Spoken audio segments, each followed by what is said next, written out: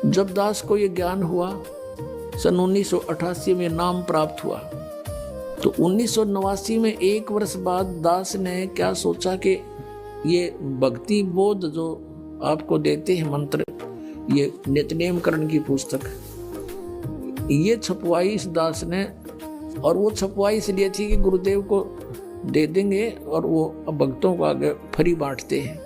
ऊपर एक हमने पूजा सतल बनाया था 15 बाई 5.5 का, गैलरी के ऊपर अलग से सेपरेट बना था। उसमें खिड़कियां लगाई थी, एक शीशा टूटा हुआ था। उन खिड़कियों के बाहर की साइड में लोहे की जाली लगानी थी। ये मच्छरों से बचाने की होती है ना जालियां, लोहे की जाली। तो ये दास से उसका साइज नाप के ले गया। वो थी, चौड़ाई तो थी 2 फुट 8 इंच, ऊंचाई थी 4 फुट। तो वो जा करके मैंने एक लोहे वाले दुकानदार से दे दी कि भाई ये जाली तैयार कर दे इस साइज की। मैं कुछ और सामान ले आता हूँ, स्कूटर ले रखा था मैं, छोटा 2 व्हीलर।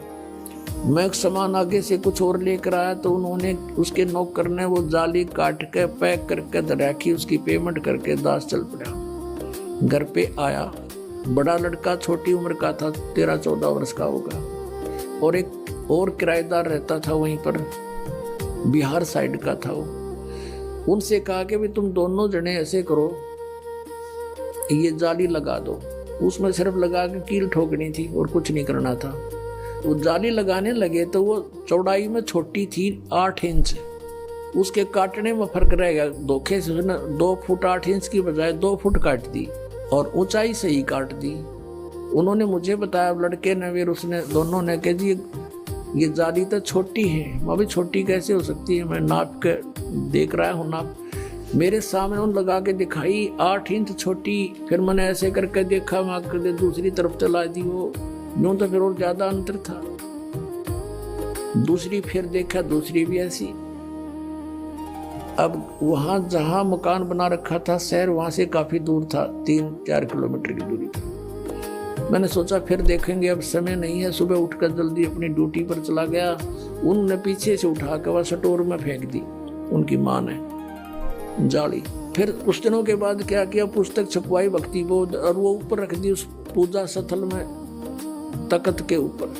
कुछ दिन के बाद क्या देखा कि शीशा फूटा हुआ था खिड़की एक साइड का, उसमें से एक चूहे घुस के उनको काटना शुरू कर रखा।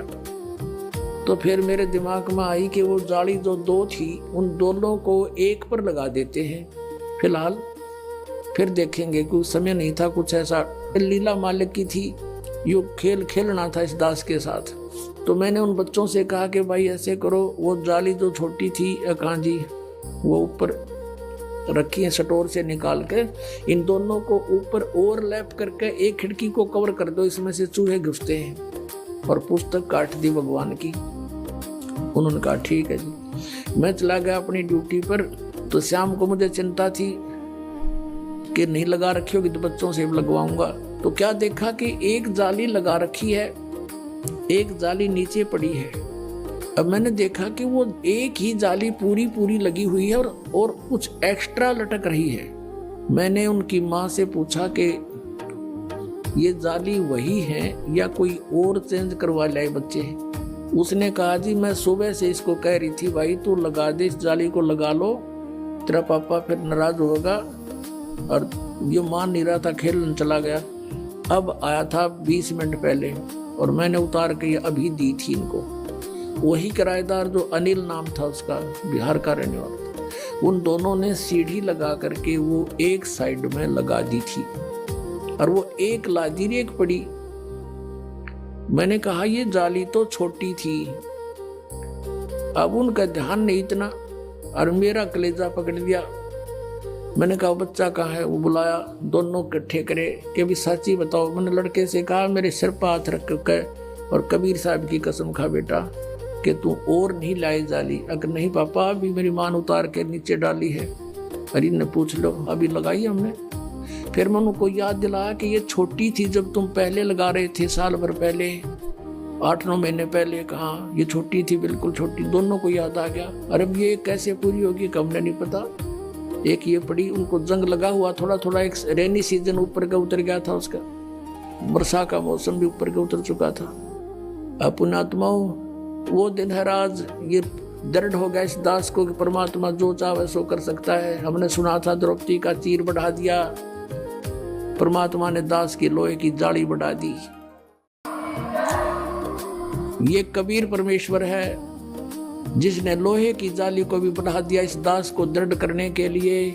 अब दूसरी फिर उठाकर देखी, दूसरे पर लगाई हुआ उस पर पूरी आ गई। पूरी के बाद भी 6 इंच एक्स्ट्रा नू लटक रही है।